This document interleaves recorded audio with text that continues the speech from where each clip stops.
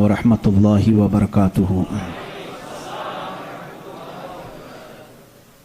الحمد للہ الحنان المنان الذي خلق الإنسان وعلمه البيان، والصلاة والسلام على رسوله سيد الإنس والجان وعلى آله وأصحابه ذوي الخير والإحسان، أما بعد فأعوذ بالله من الشيطان الرجيم، بسم الله الرحمن الرحيم، إن في خلق السماوات والأرض واختلاف الليل والنهار لآيات لأولي الألباب، صدق الله مولانا العظيم وبلغنا رسوله النبي الأمين المتين المختار الكريم، ونحن على ذلك لمن الشاهدين والشاكرين والحمد لله رب العالمين۔ بارگاہ رسالت معاذ صلی اللہ علیہ وسلم میں درود پاک کا ہدیہ پیش کریں۔ اللہم صلی علی سیدنا و مولانا محمد معدن الجود والکرم وآلہ واصحابہ الکرام وابنہ الکریم وبارک وسلم صلاة دائمتا سرمدا ابدا۔ سب سے پہلے اللہ عز و جل کا کروڑہ کروڑ شکر و احسان ادا کرتے ہیں الحمدللہ کہ اس نے اہل بیت اطہار، صحابہ کرام، انبیاء کرام اور اپنے اور اس کے رسول کے ذکر جمیل کے لیے ہم جیسوں کا انتخاب فرمایا ہے۔ عزیزان گرامی، معمول کے مطابق 10 روزہ مجالس محرم کا انعقاد یہاں پر کیا گیا ہے۔ یقیناً جس کے نام سے یہ مجلسیں منعقد ہوتی ہیں وہ نام ہی بہت بلند و بالا ہے۔ سید الشہداء امام علی مقام سیدنا امام حسین رضی اللہ تعالی عنہ وارضاہ عنہ، ذکر تو ان کا مقصود ہوتا ہے محرم میں، لیکن ان کے ذکر کے ساتھ ساتھ ہم تمام اہل بیت اور تمام صحابہ خلفائے راشدین کا بھی ذکر کرتے ہیں۔ اور اللہ کا یہ بھی بے پناہ کرم و احسان ہے کہ ہم ایک بڑی بندش کے بعد کھل کر کے سانس لینے کے ماحول میں آئے ہیں۔ بس اللہ کی بارگاہ میں صرف یہی دعا کرتا ہوں کہ مولا دنیا کی دوسری چیزیں چھن جائیں مگر تیرے گھر کے دروازے ہم پر بند نہ ہوں۔ قدیر و جبار خدا، یہ بڑی آزمائش ہے ہمارے لیے۔ ہم اپنے گھروں میں وہ سکون محسوس نہیں کرتے جو اس کے دربار میں سر جھکا کر سکون محسوس کرتے ہیں۔ آج یہ پہلی مجلس ہے، پہلی محفل ہے، اور سب سے بھی میں گزارش کروں گا کہ شکر الہی بجا لاؤ۔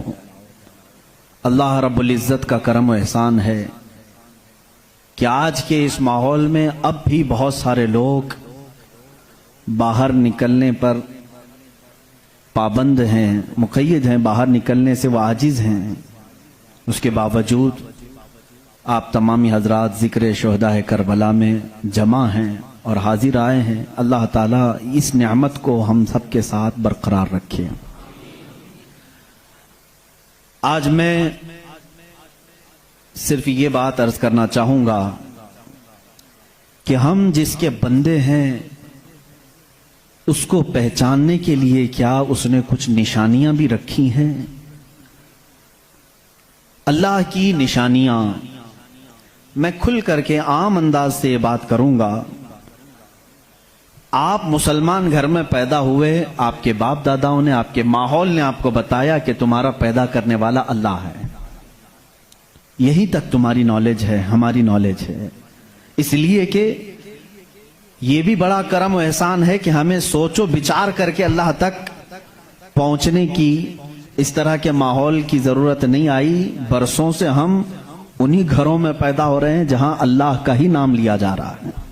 لیکن میں سارے انسانوں کے لیے خطاب کر رہا ہوں، اس روئے زمین پر رہنے والا، چاہے وہ یہودی ہو، عیسائی ہو، ہندو ہو، سکھ ہو، جو بھی ہو، میں سب سے آج یہ بات کہنا چاہوں گا۔ دنیا کا ایک فارمولہ ہے کہ بغیر کسی کے بنائے کوئی چیز نہیں بنتی، خود سے کوئی چیز نہیں بنتی۔ تو یقیناً ہمیں بھی کسی نے بنایا ہی تو ہے. ہم چھوٹی سی چھوٹی چیز کو دیکھتے ہیں، ان کو کوئی بناتا ہے، خود سے کوئی چیز نہیں بنتی. سائنس کے اسٹوڈنٹس بھی ہوں گے ہمارے ساتھ، اور جو سائنس کو پڑھتے ہیں ان کی جو تھیوریاں ہیں سائنسدانوں کی، وہ کیا کہتے ہیں کائنات کیسے وجود میں آ گئی. وہ ملحد ہوں گے جو کہتے ہیں، بے دین لوگ ہوں گے جن کا کوئی دین ہی نہیں، جو کہتے ہیں کہ اچانک دنیا بن گئی اور اچانک ہی ختم ہو جائے گی. ایسا کیسے ہوگا؟ ایسا کیسے ہوگا؟ اچانک دنیا بن گئی اور اچانک ختم ہو گئی. کوئی نہیں ہے اس کے آگے پیچھے. میرے عزیزو، جو غور و فکر کرنے والے سائنسدان ہیں وہ بھی اب اس نتیجے پر پہنچے ہیں کہ دنیا میں ایک بہت بڑا دھماکہ ہوا تھا کئی ارب سال پہلے، کئی لاکھ سال پہلے، ان کے اعتبار سے، ان کے علم کے اعتبار سے، جس کو یہ بگ بینگ کہتے ہیں. بگ بینگ کیا چیز ہے؟ تو سائنسدان یہ کہتے ہیں کہ کئی سالوں تک اس روئے زمین پر صرف سمندر تھا، اور سمندر میں بھی جو گیس ہوتی تھی وہ سب ہائیڈروجن، اور صرف 99% ہائیڈروجن اور 1% صرف آکسیجن کا یہاں پر وجود تھا، جس کی وجہ سے کوئی دوسرا زندہ رہ نہیں سکتا تھا. یہ سائنسدانوں کی تحقیق ہے. اس کے بعد پھر انہوں نے یہ کہا کہ ایک دھماکہ ہوا اور سمندر سے، پانی سے ہر چیز بنتی چلی گئی، پانی سے بنتی چلی گئی. یہ 21ویں صدی میں بات کی جا رہی ہے، یہ بات 21ویں صدی میں کی جا رہی ہے. اور سائنس کے وجود کی تاریخ میں اگر آپ جائیں گے تو زیادہ سے زیادہ یہ 400 سال پہلے تک کی تاریخ ہوگی. 16ویں صدی میں، 17ویں صدی میں، 17ویں سینچری میں سائنس کی کچھ نہ کچھ چیزیں ایجاد ہونے لگی جس کو آج ہم سائنس کہہ رہے ہیں. اور قرآن میں مولا فرماتا ہے وَجَعَلَنَا مِنَ الْمَاءِ كُلَّ شَيْءٍ حَيٍّ، ہم نے ہر چیز کو پانی سے بنایا ہے. یہ رب تعالیٰ فرما رہا ہے، اس کا قرآن عظیم گواہی دے رہا ہے. قرآن کس زمانے میں اترا وہ بھی آپ کے ذہن میں ہونا چاہیے. کس زمانے میں قرآن آیا ہے یہ بھی آپ کے ذہن میں اچھی طرح سے فٹ ہونا چاہیے، تاکہ اب سائنس کی تحقیقات اور اس زمانے کو میچ کر کے دیکھ سکیں آپ. قرآن اس زمانے میں آیا ہے جہاں یورپ میں لوگ جانوروں کے ساتھ رہتے تھے. امریکہ کا تو انکشاف بھی نہیں ہوا تھا، امریکہ نام کا کوئی ملک ہے یہ پتہ بھی نہیں تھا لوگوں کو. جتنی دنیا تھی اس میں سب سے زیادہ تہذیب والا ملک، تمدن والا ملک ایران تھا، عرب تھے، روم تھے. باقی سب تو بچھڑے ہوئے لوگ تھے. روم، ایران اور عرب کو اس زمانے میں تہذیب والا کہا جاتا تھا. ان کی تہذیب کا عالم یہ تھا کہ جب میرے آقا صلی اللہ تعالی علیہ وسلم مدینہ طیبہ میں تشریف لائے، یہ بہت بڑے تہذیب والوں کی بات میں کر رہا ہوں، یعنی بہت نالج رکھنے والوں کی بات کر رہا ہوں. اتنا نالج تھا کہ جب میرے آقا مدینے میں تشریف لائے تو صرف 6 لوگوں کو لکھنا آتا تھا. یہ بڑے تمدن والے لوگ تھے، بڑے نالج والے لوگ تھے. اس زمانے کا علم یہاں تک پہنچا ہوا تھا. میرے عزیزو، باقی یورپ وغیرہ کا حال تو بہت ہی بدتر تھا. یہاں تک کہ آبادی کیسے بنائی جائے یہ سلیقہ اسلام نے بتایا ہے. روڈ تک بنانے کے طریقے، راستے کیسے بنتے ہیں یہ بھی کوئی علم نہیں تھا پہلے. لوگ ستارے دیکھتے تھے اور چلتے جاتے تھے. یا آج جو روڈ بنے ہوئے ہیں اس کی ایجاد ہی سیدنا عمر فاروق نے کی ہے رضی اللہ تعالیٰ، کہ عام ایک راستہ ہونا چاہیے، ہائی وے ہونا چاہیے، اس کو پکا بنانا چاہیے کہ لوگ اسی سے گزریں. آج آپ کو راستے اتنے بنے ہوئے ہیں اس لیے کوئی تارا نہیں دیکھتا، صرف سامنے دیکھتے ہیں. اب تارے دیکھیں گے تو پھر بڑا مسئلہ ہو جائے گا. اس زمانے میں تارے دیکھ کر کے چلتے تھے. عزیزان گرامی، یورپ کا حال اس زمانے میں یہ تھا کہ نالج نام کی کوئی چیز نہیں تھی. وہ لوگ انت وشواس، جیسے آج بھی ہمارے ہاں کچھ لوگوں میں موجود ہے، اندھا یقین، ان چیزوں پر بہت عمل کرتے تھے. جیسے اپشگن ہو جانا، یہ تمام معاملات میں بہت وہ آگے تھے. حتیٰ کہ بیماریوں کو بھی وہ بیماری نہیں سمجھتے تھے. جیسے آج یورپ جادو ٹونے پر یقین نہیں رکھتا، ہر چیز کو بیماری کہتا ہے. اس زمانے میں ہر بیماری کو وہ جادو سمجھتے تھے، شیطان سمجھتے تھے. بیماری کا ان کو ادراک بھی نہیں تھا. اسلام میں جو فقہا پیدا ہوئے، جو اطباء پیدا ہوئے، جو سائنسدان پیدا ہوئے، انہوں نے بیماری کے متعلق بہت سارے تحقیقات پیش کی. صرف یہ بات میں عرض کرنا چاہوں گا کہ قرآن اس زمانے میں نازل ہوا ہے جب علم کا وجود زیادہ نہیں تھا لوگوں کے پاس، اتنا کہ کوئی اکا دکا لکھنا جانتا تھا. اور کس پر نازل ہوا یہ بھی آپ کے ذہن میں ہونا چاہیے. دو چیزیں دماغ میں رکھیں، اس کے بعد پھر میں قرآن کی آیتیں پڑھتا ہوں. ایک ماحول ایسا ہے، سائنس کا وجود نہیں، علم کا وجود نہیں، علم نام کی چیز ہی نہیں تھی لوگوں کے پاس. اور جس پر نازل ہوا وہ ایسا رسول ہے جو کسی کا شاگرد بھی نہیں، کوئی استاد نہیں. محمد الرسول اللہ صلی اللہ تعالی علیہ وسلم، ان پر قرآن نازل ہوا. ایسے ماحول میں نازل ہوا جب کوئی علم جاننے والا نہیں تھا. اور جس پر نازل ہوا وہ کسی یونیورسٹی سے پڑھا، کسی کالج سے پڑھا، کسی مدرسے سے پڑھا ہوا رسول نہیں. اس رسول کا معلم اور استاد صرف خالق کائنات ہے. جبرائیل علیہ الصلوۃ والتسلیم کا بھی صرف اتنا کام رہا ہے، جو رب نے حکم دیا اتنا ہی پہنچا دیا. بلکہ بہت ساری قرآن کی باتیں ایسی ہیں جو جبرائیل پہنچا تو گئے لیکن اس کا علم انہیں بھی نہیں دیا گیا، انہیں بھی نہیں دیا گیا. اب یہ دو باتیں کسی کو بھی چیلنج کر کے بتا دینا، تاریخ کی سچائیاں اس بات کا انکار نہیں کر سکتی. اپنے تو اپنے، غیروں نے بھی حضور کی تاریخ لکھی ہے اور سبوں نے اقرار کیا ہے کہ محمد صلی اللہ علیہ وسلم ایک ایسے پروفٹ ہیں جو پوری زندگی بھر کسی استاد کے پاس گئے نہیں، کسی استاد کے پاس گئے نہیں. اور یہ بھی حکمت ہے میرے مولا کی، اسی لیے ہم اس رسول کو النبی الامی کہتے ہیں. امی کا مطلب کچھ بیوقوف لوگ آج کے زمانے کے جو بدعقیدہ ہیں وہ ان پڑھ کرتے ہیں. رسول ان پڑھ تھے معاذ اللہ. بیوقوف ہو تمہیں معلوم نہیں، امی کا مطلب ہوتا ہے کسی سے پڑھا ہوا نہیں. ان پڑھ میں اور کسی سے نہ پڑھا ہوا ہونے میں بہت بڑا فرق ہے. یہ دو باتیں ذہن میں رکھو. قرآن کس ماحول میں نازل ہوا اور جس پر نازل ہوا وہ کسی کا شاگرد نہیں. اب اس کی باتیں جب ہم بیان کرتے ہیں سائنسدانوں کی آنکھیں پھٹی کی پھٹی رہ جاتی ہیں. وہ قرآن بیان کر رہا ہے ان فی خلق السماوات والارض لآیات لأولی الالباب، بے شک یہ زمین کی پیدائش میں، آسمانوں کی پیدائش میں بڑی میری نشانیاں ہیں. اللہ فرما رہا ہے رات کو ہم زائل کرتے ہیں، اسی سے دن نکالتے ہیں. قرآن یہ کہہ رہا ہے وجعلنا من السماء، آسمان سے اللہ تبارک و تعالیٰ نے یہ وجعلنا السماء سقفا محفوظا، قرآن کہتا ہے ہم نے آسمان کو ایک محفوظ چھت بنایا ہے. قرآن یہ کہہ رہا ہے آسمان اور زمین ملے ہوئے تھے، ہم نے دونوں کو پھاڑ کر کے الگ کر دیا اور دونوں کے منہ کھول دیا. یہ قرآن اس زمانے میں کہہ رہا ہے.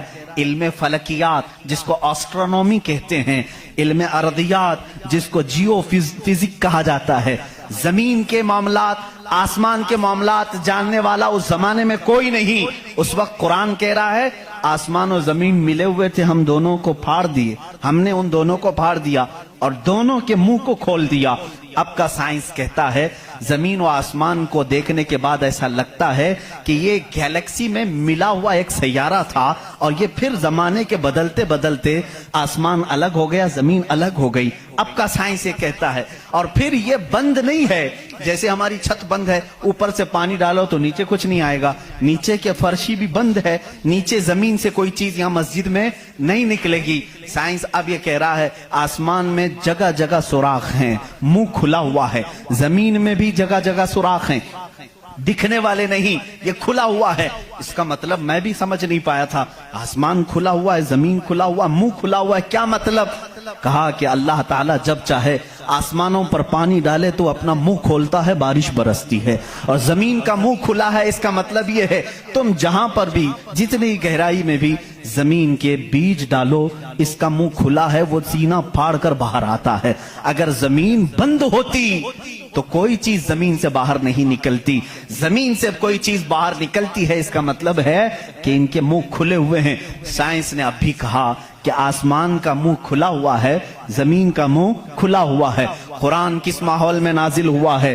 جب سائنس کا وجود نہیں۔ ہاں اگر تم یہ کہتے شاید محمد صلی اللہ تعالی علیہ وسلم بہت بڑے کسی سائنسدان کے شاگرد ہوں گے تو تمہاری تاریخ لکھنے والے ہی تمہارے چہرے پر زناٹے دار تھپڑ ماریں گے، اس لیے کہ وہ رسول اپنی 63 سالہ زندگی میں کبھی کسی کے شاگرد نہیں ہوئے، حتیٰ کہ سید الملائکہ کے بھی وہ شاگرد نہیں ہوئے۔ قرآن یہی کہہ رہا ہے زمین کی پیدائش میں، آسمان کی پیدائش میں میری نشانیاں ہیں۔ عزیزان گرامی، اب میں وہ نشانیاں گناؤں بہت طویل وقت درکار ہے۔ کبھی آپ نے محسوس کیا کہ آسمان اللہ کی نشانی ہے؟ اللہ کی نشانی ہے۔ دیکھیں یہاں سب سے بڑی بات، قرآن میں کئی جگہوں پر یہ بات آئی ہے، افلا تتدبرون، افلا یتدبرون، افلا تعقلون، افلا تتفکرون۔ اس کا مطلب ہوتا ہے کیوں تم غور و فکر نہیں کرتے، کیوں تم سوچتے نہیں، کیوں تم تحقیق نہیں کرتے، ریسرچ نہیں کرتے؟ رب تعالیٰ بار بار یہ فرما رہا ہے۔ یہ کس کے لیے ہے؟ میں ان لوگوں کے لیے کہتا ہوں جو ایک خدا کو چھوڑ کر کروڑوں کے سامنے جھک رہے ہیں۔ میں ان سے کہتا ہوں تم سوچتے کیوں نہیں؟ کون ہے تمہیں پیدا کیا ہے؟ کون ہے جو تمہیں بنایا ہے؟ قرآن دعوت دے رہا ہے ان کو سوچنے کی۔ میرا یقین یہ کہتا ہے جو بھی انسان اس کائنات میں ہے اللہ نے اسے اتنی عقل ضرور عطا کی ہے کہ اگر وہ سوچنے پر آ جائے تو اپنے رب تک ضرور پہنچے گا۔ اگر وہ غور و فکر کرنے پر آ جائے تو جھوٹے خداؤں کو چھوڑ دے گا۔ ایک صحابی ہیں حضور صلی اللہ تعالی علیہ وسلم پر ایمان لانے کے بعد وہ کہتے ہیں حضور ایام جہالت میں ہمارے سے 2 ایسے معاملات ہوئے، ایک واقعہ یاد کرتا ہوں تو رونا آتا ہے اور ایک واقعہ یاد کرتا ہوں تو ہنسی آتی ہے۔ جہالت میں ہم کچھ ایسے کام کرتے تھے اسلام لانے سے پہلے کہ ایک واقعہ ایسا ہے کہ ہم رو پڑتے ہیں یاد آتی ہے تو، اور ایک واقعہ ایسا ہے کہ وہ یاد آتی ہے تو ہنس پڑتے ہیں۔ حضور نے پوچھا وہ دونوں کیا ہیں؟ انہوں نے کہا جہالت میں جب ہمارے گھر بیٹی پیدا ہوتی تو ہم اس کا گلا مروڑ کر دفن کر دیتے تھے۔ ہم نے اپنے ہاتھوں سے کئی بچیوں کو دفن کیا، وہ جب بھی یاد آتا ہے تو رو پڑتے ہیں، رونا آتا ہے۔ ہنسی کس بات پر آتی ہے؟ وہ کہتے ہیں ہم جب سفر پر نکلتے تھے تو ہمارے جو خدا ہوتے تھے ان کو آٹے کا بنا لیتے تھے، ہم ویسے تو مٹی کا بناتے ہیں اور پھر پانی میں ڈبوتے ہیں۔ ان کی ذریت آج بھی موجود ہے۔ عرب والوں میں اگر میں بیان کروں کہ ہاتھوں سے خدا بنائے جاتے ہیں تو انہیں یقین نہیں آتا، ہندوستان والوں کو بہت جلدی یقین آئے گا۔ تو وہ صحابی کہتے ہیں ہم آٹے کے بناتے تھے، ان کے جو خدا ہوتے تھے وہ آٹے کے بناتے تھے، کیونکہ مٹی کا پتھر کا اٹھا کر لے کر جانے میں بوجھل ہوتا تھا، وزن ہوتا تھا، اتنے بڑے خدا کو کہاں لے کر کے گھومتے رہے۔ وہ صحابی کہتے ہیں ہم آٹے کا بنا کر لے جاتے۔ پھر ہنسی کس بات پر آتی ہے؟ کہتے ہیں اگر سفر میں زیادہ بھوک لگتی کبھی اس کا ہاتھ توڑ کے کھا لیتے تھے، کبھی اس کا پیٹ کاٹ کے کھا لیتے تھے، کیونکہ آٹے ہی کا تھا۔ آج بھی لوگ کرتے ہیں، شکر کا بناتے ہیں۔ بہرحال تو وہ صحابی کہتے ہیں مجھے ایام جہالت کی یہ باتیں یاد آتی ہیں تو میں ہنس پڑتا ہوں۔ خیر میں اور تفصیل میں نہیں جاؤں گا۔ عزیزان گرامی، غور و فکر کرنے کی جس کے اندر عادت ہوگی وہ انت وشواس، صرف پھیلے ہوئے بے یقینی پر ایمان نہیں لائے گا۔ آج بھی بہت سارے ایسے نیوٹرل قسم کے لوگ ہیں جو مسلمان نہیں ہیں، میں جانتا ہوں ان کو، وہ خود آئیڈل ورشپرز نہیں ہیں، وہ خود اس بات کا انکار کرتے ہیں کہ اپنے ہاتھوں سے بنائی ہوئی چیز کی عبادت کیسے کی جائے۔ ہم اس پاور کو مانتے ہیں جو ہماری آنکھوں میں نہیں آتا مگر ہم سب کو دیکھ رہا ہے۔ ایسے لوگ بھی ہیں۔ ہاں اگر کوئی اس طرح کا موحد ہے، وہ اللہ کی وحدانیت کو تسلیم کرتا ہے تو اس کے ہدایت کی بھی امید ہے۔ میں یہ کہہ رہا تھا آسمانوں اور زمینوں میں اللہ نے فرمایا میری نشانیاں ہیں، غور و فکر کرنا چاہیے۔ نشانی کیسے؟ پوری دنیا کے بہت ترقی یافتہ سائنس سے میرا یہ چیلنج ہے، میری یہ بات کا یہ چیلنج ہے، بہت تم نے ترقی کی لیکن ایک ایسی چھت بنا کر کے دکھاؤ جس کا کوئی پلر نہ ہو، ہوا میں چھت قائم کر کے دکھاؤ، اور وہ بھی اتنی موٹی ہونی چاہیے، اتنی موٹی کہ جس کے بارے میں حضور اکرم صلی اللہ علیہ وسلم نے فرمایا کہ اس کی موٹائی 500 سال اگر کوئی گھوڑا دوڑے تو طے نہ ہو پائے۔ وہ آسمان کی موٹائی، میں اتنی موٹائی کی بات نہیں کرتا ہوں, 1 کلومیٹر چوڑی ہی کوئی بنا کر کے دکھا دیں. سائنس ہمارا بہت ترقی کر چکا ہے, نہیں بنا سکو گی. لیکن کائنات کی اس پوری زمین پر اللہ رب العزت نے ایک چھت ہمارے سروں پر رکھی ہے, اور سب کو معلوم ہے وہ چھت کیسی ہے, بغیر پلر والی. کہیں اس کو ستون دیکھا آپ نے؟ اللہ الذی رفع السماوات بغیر عمد ترونها, قرآن کہتا ہے وہ اللہ ہی ہے جس نے بغیر ستون کے آسمانوں کو بنایا, اور تم بھی اس کو دیکھ رہے ہو. قرآن چیلنج کر رہا ہے, تم بھی اسے دیکھ رہے ہو. اور حیرت کی بات یہ ہے, ہمارے پلر والی چھت کے بارے میں تو یقین ہوگا اب یہ گرے گی نہیں, لیکن اگر یہ تڑکنے لگے, کہیں سے آوازیں آنے لگے, ہم بھاگ کر کے کون سی چھت کے نیچے جاتے ہیں؟ پلر والی چھت سے. ہم کو خوف لگتا ہے آج کل گر نہ جائے, اور پناہ لینے کے لیے اس چھت کے نیچے جاتے ہیں جس کا کوئی پلر ہی نہیں. اللہ کی نشانیاں ہیں اس میں. اللہ رب العزت فرماتا ہے تم دیکھ رہے ہو ان آسمانوں کو ہم نے کیسے قائم کیا ہے. اب اس کی تحقیقات جو آسٹرونومی پڑھے ہوئے ہیں وہ جانتے ہوں گے. علم فلکیات اس کو کہتے ہیں, آسمانوں کا علم. یہ بھی ابھی سب کو پورا حاصل نہیں ہو سکا. جو ہماری نظروں میں نظر آ رہا ہے یہ تو دھواں ہے, بادل ہے. آسمان تک پہنچنے کے لیے پتہ نہیں کتنا سفر. اور اس میں اللہ رب العزت نے ستاروں کے ایک ایسے جھرمٹ کو رکھا ہے. آسمان کتنا چوڑا ہے, کتنا لمبا ہے, گیس کر سکتے ہیں ہم؟ کبھی گیس کریں گے آپ؟ میں صرف ایک حساب بتاتا ہوں. اس آسمان میں اللہ تعالیٰ فرماتا ہے کلن فی فلک یسبحون. سورج, چاند, جتنے بھی گیلیکسی کے سٹارز ہیں, تارے ہیں, یہ سب آسمان میں تیر رہے ہیں. اللہ فرما رہا ہے سورہ یاسین کی آیت ہے, یہ سب آسمان میں تیر رہے ہیں, لٹک رہے ہیں. اچھا, جس پر لٹک رہے ہیں ظاہر سی بات ہے وہ بڑا ہونا چاہیے. اب وہ کتنا بڑا ہوگا؟ وہ چھت کی چادر کتنی بڑی جس پہ سورج بھی لٹک رہا ہے, چاند بھی لٹک رہا ہے. ہم نے سائز پوچھا سائنسدانوں سے, سائز پوچھا کہ یہ کتنے بڑے بڑے ہیں جو آسمان میں لٹک رہے ہیں. تو انہوں نے کہا سب سے قریب جو ہمارا ستارہ ہے, سیارہ ہے, زمین سے جو سب سے قریب سیارہ ہے وہ چاند ہے. اور سورج کا کیا حال ہے؟ کہا سورج زمین سے 13 لاکھ گنا بڑا ہے. 13 لاکھ گنا بڑا.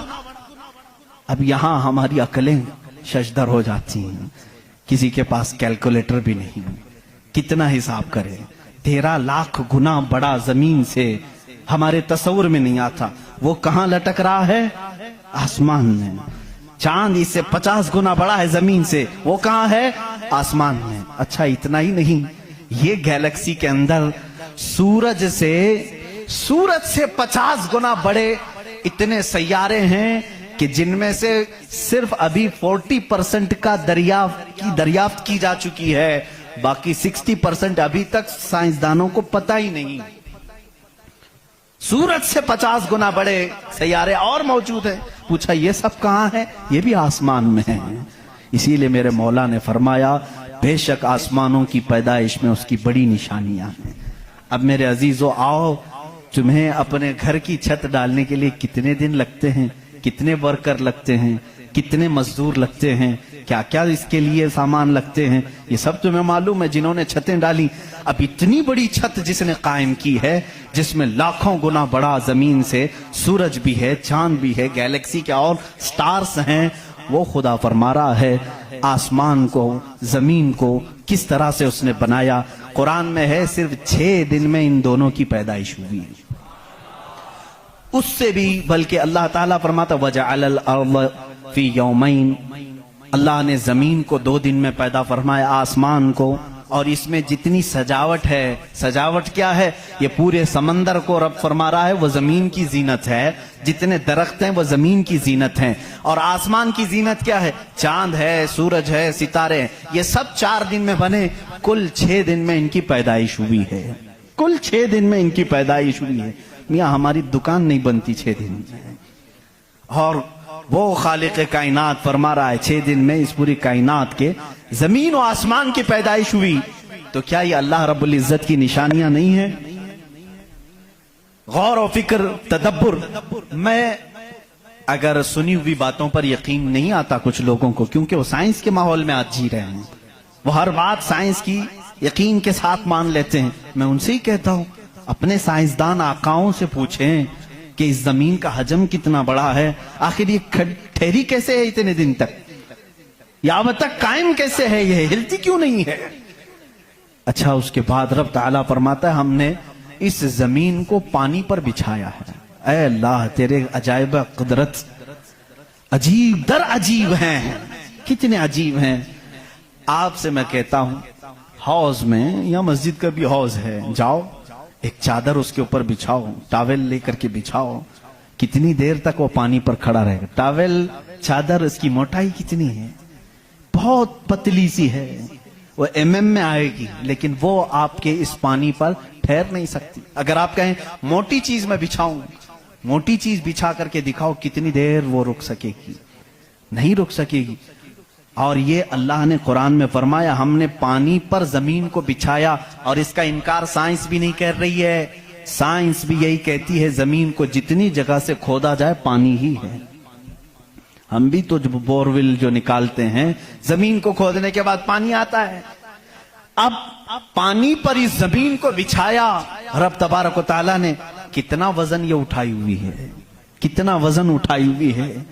سب سے بڑا وزن تو ان مشرکین کا ہے جو اس رب کو نہیں مانتے ہیں، یہ دھرتی کا بوجھ ان کو کہتے ہیں، یہ سب کو اٹھائی ہوئی ہے، پتہ نہیں کتنے کروڑوں ٹن اس پر وزن ہے یہ، لیکن کبھی بھی ہلتی ہوئی نظر نہیں آتی۔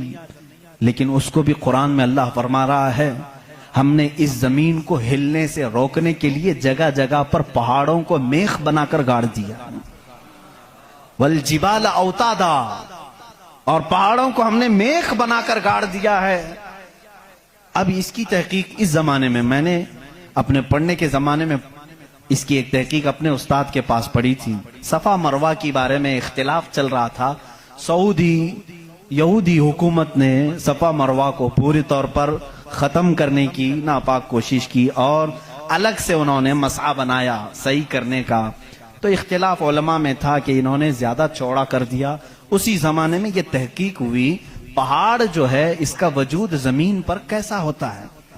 ان سعودیوں نے کہا پہاڑ ایسا اوپر شیپ میں ایسا ہوتا ہے، ٹرائنگل ہوتا ہے، اوپر سے کونا ہوتا ہے، نیچے چوڑا ہوتا ہے۔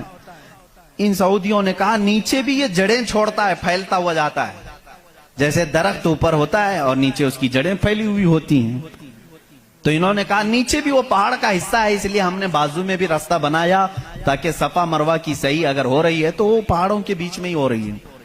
میرے استاد گرامی مصر کے ہیں، انہوں نے پوری اس پر تحقیق کے ساتھ کتاب لکھی، چیلنج کیا، کہا پہاڑوں کو اگر کھود کر کے دیکھو، ہمارا یقین یہ کہتا ہے، انہوں نے بہت سارے دلائل سے ثابت کیا، پہاڑ اوپر سے جو اس طرح کے شیپ کا ہوتا ہے، ٹرائنگل اوپر سے، نیچے وہ جڑیں نہیں چھوڑتا بلکہ اندر جاتے جاتے اور باریک ہو جاتا ہے، اندر باریک ہوتے ہوتے ہوتے بہت پتلا ہو کر نیچے تک جاتا ہے۔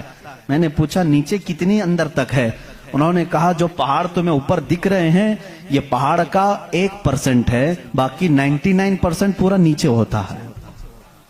یہ پہاڑوں کی اونچائی، یہ پہاڑوں کی جو اونچائی ہے یہ 1% ہے، 99% پورا نیچے ہوتا ہے۔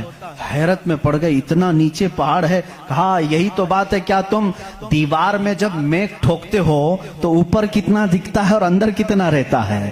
2 انچ کا اگر ہم لے رہے ہیں میخ اور کیل تو اس کا منہ صرف اوپر تھوڑا سا، وہ بھی میں ہوگا، اور 2 انچ تک اندر وہ دیوار میں دھسا ہوا ہوگا۔ اور جب قرآن میں مولا نے فرمایا ہے زمین پر ہم نے پہاڑوں کو میخ بنا کر گاڑ دیا ہے، آج سائنس یہ کہہ رہا ہے کہ پہاڑ 9 گنا نیچے اندر تک موجود ہے۔ قرآن کس زمانے میں نازل ہوا؟ آسٹرونومی نہیں تھی، آسٹرولوجی نہیں تھی، زمین کے یہ جیو فزک نہیں تھے، آلہ جات نہیں تھے، تحقیق کے لیے مائکروسکوپ، ٹیلیسکوپ کچھ نہیں تھا۔ اس زمانے میں قرآن زمین کے اندر کی بات بتا رہا ہے۔ یہ عظیم معجزہ ہے قرآن کا میرے عزیزو، اسی لیے قرآن کہتا ہے سوچتے کیوں نہیں، فکر کیوں نہیں کرتے؟ وہی ہے خالق کائنات جس نے اس پورے نظام کو بنا رکھا ہے۔ یہ اتنی نہیں ہے یہ جو زمینوں میں نظر آ رہی ہیں، ان کی تحقیقات کرتے کرتے کئی لوگوں کی زندگیاں ختم ہو گئی. کچھ چاند کی تحقیق پر چلے، کچھ سورج کی تحقیق پر چلے، کچھ زمین کی تحقیق پر چلے. انسانوں کو بھی اللہ نے یہ علم دیا ہے، یہ عقل دیا ہے. یہ جو سائنسدان اپنی تحقیق کر رہے ہیں، یہ کبھی یہ نہ سمجھیں کہ یہ ہماری مارے ہوئے تیر ہیں، بلکہ اللہ اپنے بندوں کو خود اتنی سمجھ بوجھ دیتا ہے کہ وہ اس کی نشانیوں کی کھوج لگائیں اور کائنات کو بتائیں کہ کوئی تو ہے جو طاقت اسے چلا رہی ہے، کوئی تو ہے نظام جو اس کی پرورش کر رہا ہے. لیکن یہ دھوکہ باز بن جاتے ہیں کچھ لوگ کہ وہ تحقیق کر کے سمجھ تو جاتے ہیں، لیکن بعد میں جب ان کو علم ہوتا ہے کہ اس کے پیچھے کوئی طاقت ہے، وہ بتا نہیں پاتے، اس لیے کہ کفر ان کے دلوں میں رچ بس چکا ہے. آپ کو ایک اور سائنس کے اسٹوڈنٹس کے لیے بھی یہ بات ہے. آپ کو معلوم ہے یہ ستارے جو ہیں، سیارے ہیں، یہ اپنی عمر مکمل کر کے، ابھی کی بات ہے، یہ سائنس ایک بڑے سائنسدان نے اور ناسا کے لوگوں نے بھی جو خلا پہ جاتے ہیں، اسپیس پہ، ان لوگوں نے یہ بات پیش کی کہ ستارے جتنے بھی ہیں گیلیکسی میں، اس میں سے کچھ کی عمر ہزاروں سال کی ہوتی ہے، لاکھوں سال کی ہوتی ہے. جب ان کی عمر مکمل ہوتی ہے تو یہ ایک جگہ جا کر کے ٹوٹ جاتے ہیں، داخل ہو جاتے ہیں، جن کو بلیک ہول کہا جاتا ہے. بلیک ہول کیا ہے؟ سائنسدان کہتے ہیں اس کی تحقیق ابھی تک نہیں ہو سکی. ایک بہت بڑا سوراخ ہے، بہت بڑا سوراخ، جت میں یہ ستارے جا کر کے ختم ہو جاتے ہیں، ان کی زندگی یہاں ختم ہوتی ہے. کہیں یہ باتیں آپ کو سوکھی تو نہیں لگ رہی ہیں؟ آج بہت ہی زیادہ سائنس بول رہے ہیں. ضرورت اس کے لیے ہے میرے عزیزو، میں اپنے دین کو ان لوگوں کے سامنے رکھنا چاہتا ہوں جو صرف سائنس کو اپنا خدا سمجھتے ہیں. آؤ قرآن پڑھو، قرآن اس کی بنیادیں تمہیں دے گا سائنس کی. بلیک ہول کیا ہے سائنسدان نہیں بتا سکے، جبکہ ان کے پاس اب بڑی مشینیں ہیں. یہ جو ناسا کے لوگ خلا میں جاتے ہیں، ایک سال تک کے لیے چلے جاتے ہیں، کئی مہینوں کے لیے چلے جاتے ہیں اور تحقیقات کر کے لا رہے ہیں. چاند پر انہوں نے کیمرے لگائے اور وہاں کی تصویریں یہ بھیجنے کی بات کر رہے ہیں، لیکن پھر بھی بلیک ہول معلوم نہیں. میں اس محمد الرسول اللہ صلی اللہ علیہ وسلم کی بات کر رہا ہوں جو کسی بھی سائنسدان کا شاگرد نہیں، جو کسی استاد کے پاس بیٹھا نہیں. اس رسول پاک کی زبان سے قرآن کی یہ آیت نکلی سورہ واقعہ کی. اللہ فرماتا لا اقسم بمواقع النجوم انہو لقسم لو تعلمون عظیم. اللہ فرماتا قسم ہے اس جگہ کی جہاں جا کے ستارے ٹوٹ جاتے ہیں، بے شک اللہ رب العزت کی اس میں بڑی شان ہے اگر تم سمجھ سکو. آسٹرونومی کو قرآن بتا رہا ہے کہ بلیک ہول ہیں، مواقع النجوم ان کو کہا گیا ہے، جہاں ستارے جا کر فنا ہوتے ہیں. عزیزان گرامی، یہ تکلیف صرف ہماری ہے کہ ہم نے قرآن عظیم کو اس لیول کے اعتبار سے پڑھا نہیں. سائنس کے لیے جو لوگ MBBS کر رہے ہوں گے یا پھر انجینئر بن رہے ہوں گے، ان سے بھی میں یہ دعوت دیتا ہوں کہ قرآن کو بھی کبھی اس اینگل سے پڑھ کر کے دیکھو، اس کی نشانیاں اتنی عظیم ہیں. میں سمجھتا ہوں کہ تمہیں پھر کہیں ادھر ادھر منہ مارنے کی ضرورت نہیں، معرفت خداوندی اسی سے حاصل ہو جائے گی. غور و فکر کرو، تمہیں اسی سے اللہ رب العزت کی معرفت حاصل ہو جائے گی. کوئی تو ہے خالق. امام اعظم ابو حنیفہ رحمۃ اللہ تعالی علیہ کے پاس ایک دہریہ، اس زمانے کے بھی جو ایتھیسٹ ہوتے ہیں، ایتھیسٹ سمجھتے ہیں، ایک نیا یہ چلا ہوا، نیا نہیں ہے پرانے ہی ہے، نام نیا لگتا ہے، ملحد ہیں یہ. ایتھیزم بہت سارے لوگ وہ اپنے دین، اپنا ریلیجین کے جگہ پر یہ لکھتے ہیں، آپ دیکھ لینا ان کو. ایتھیزم آپ مسلم لکھتے ہیں، کچھ لوگ ہندوازم لکھتے ہیں، کچھ لوگ کرسچینٹی کہتے ہیں، کچھ جیوز ہوتے ہیں، لیکن کچھ ہیں جو ایتھیزم، ایتھسٹ ہیں. ایتھسٹ کا مطلب کوئی خدا نہیں، کوئی دین نہیں، کوئی مذہب نہیں. یہ بیچارے آوارہ لوگ ہیں، یہ لاوارث لوگ ہیں جو اس طرح سے کہہ رہے ہیں. اب ان کی بات میں آپ کو بتاؤں، ایتھیزم. اس طرح کا ایک ایتھسٹ امام اعظم ابو حنیفہ کے پاس آیا. اس نے کہا خدا ہے؟ تم بار بار خدا کی بات کرتے ہو، مجھے تو نہیں لگتا کوئی نہیں ہے. اگر ہے تو دکھتا کیوں نہیں؟ بہت ساری چیزیں ہیں ایسی آپ نے سمجھایا جو دکھتی نہیں لیکن ہے، بہت ساری چیزیں. اس نے کہا ایسی کوئی چیز نہیں ہے جو ہے اور دکھتی نہیں. آپ نے اس کو ایک تماچا لگایا، ڈھیلا اٹھا کر کے مار دیا. اس نے کہا میں سوال کیا تم نے مار دیا. کہا کیا ہوا مارا؟ کہا درد ہو رہا ہے. کہاں ہے درد؟ ہو رہا ہے، دکھتا نہیں ہے لیکن احساس ہے. بہت ساری چیزیں ایسی ہیں جو دکھتی نہیں ہے لیکن ہے، ان کا وجود ہے. بہرحال آپ نے اس کو جواب کیا دیا؟ کہا سنو، میرے ساتھ آج ایک بڑا عجیب واقعہ پیش آیا. میں سمندر کے کنارے گیا تھا، میں نے دیکھا ایک کشتی کو، اور وہ کشتی کی تعجب خیز بات یہ تھی کہ وہ اکیلے چل رہی ہے، کوئی نہیں چلا رہا. سامان خود سے وہ لاد لیتی ہے اپنے اوپر اور چل پڑتی ہے سیدھے راستے پر. پھر تھوڑی دیر کے بعد ساحل پر آتی ہے اور اپنا سامان خود ہی اتارتی ہے. پھر جیسے ہی وقت ہوتا ہے پھر چل پڑتی ہے. کوئی کشتی بان نہیں، کوئی ملا نہیں، کوئی کیپٹن نہیں اس کے اندر، سواری بھی نہیں، خود سے سب چل رہی ہے. یہ اس دور میں امام اعظم کہہ رہے ہیں جب الیکٹرانک دور نہیں تھا. آج کے لوگ ہو سکتا ہے یقین کر لیں الیکٹرانک کشتی ہوگی، ہو سکتا ہے کوئی اس کو الیکٹرانک مشین چلا رہی ہوگی. ایسا نہیں ہے، اس زمانے میں کوئی اس چیز کی ایجاد نہیں تھی. اس نے کہا کیا پاگل پن کی باتیں کر رہے ہو، کس کو بنا رہے ہو تم؟ کیا ایسی کوئی کشتی ہے جو خود سے سامان بھی اتارتی ہے اور چڑھا بھی لیتی ہے اور چلنے بھی لگ جاتی ہے؟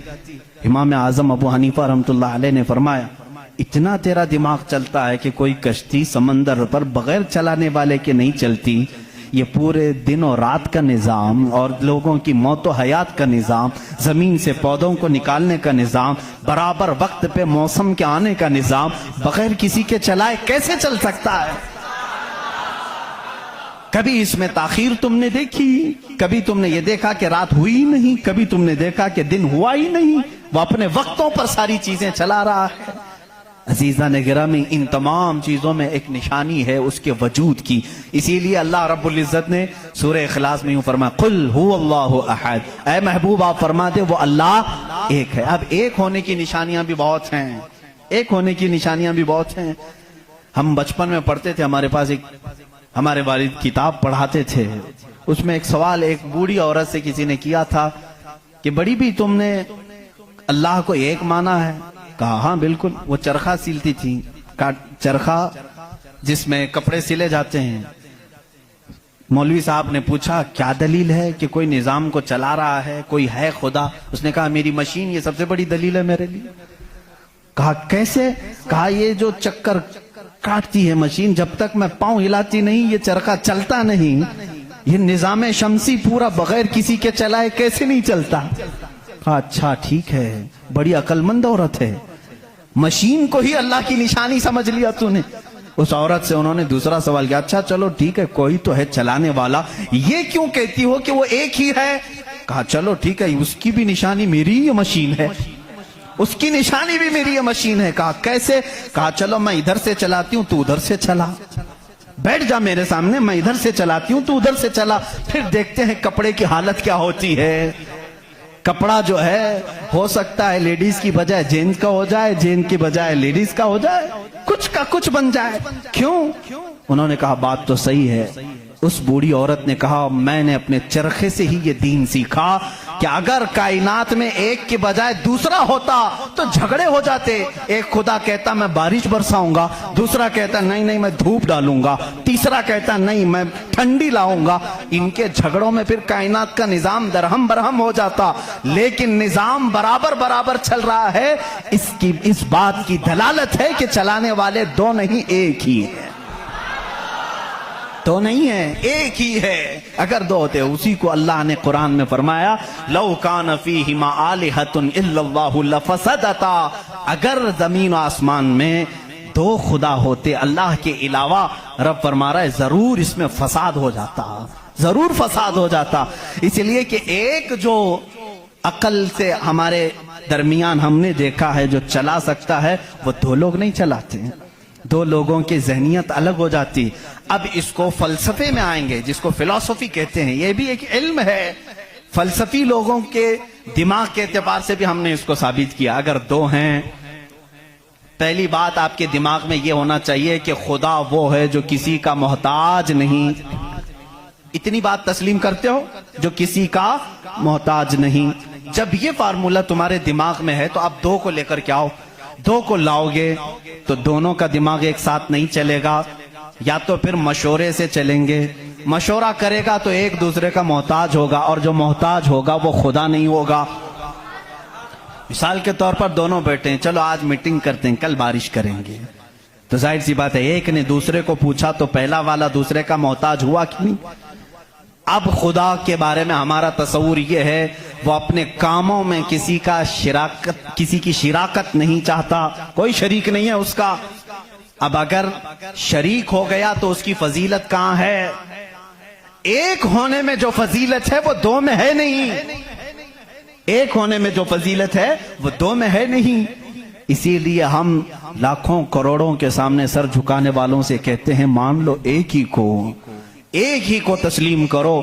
اس لیے کہ جتنے ادیان ہیں دنیا میں تقریباً سب کے ہاں ایک تصور ہے خدا کا تصور. ایتھیزم کو چھوڑ کر کے میں باقی سب کی بات کروں، ہندوؤں کے نظریات میں بھی خدا کا تصور ہے، کوئی تو ہے، ایک بھگوان کے کچھ بھی نام لیں. عیسائیوں کے مذہب میں یہی ہمارے رب ذوالجلال کا تصور ہے، خدا کا وہ بھی یقین کرتے ہیں. یہودی بھی خدا کو مانتے ہیں، سکھوں کے ہاں بھی ہے. تقریباً دنیا میں جو بھی ریلیجیس ہے، کسی مذہب کو مانتا ہے، ان سب مذہبوں میں خدا کا تصور ہے. لیکن اب یہ جھگڑا ہے کہ ماننے میں کون خدا ہے کون نہیں ہے. یہاں تک تو سب متفق ہیں، ہے کوئی تو ہے، لیکن یہاں آ کر کے چوک جاتے ہیں کہ کس کو ماننا چاہیے کس کو نہیں.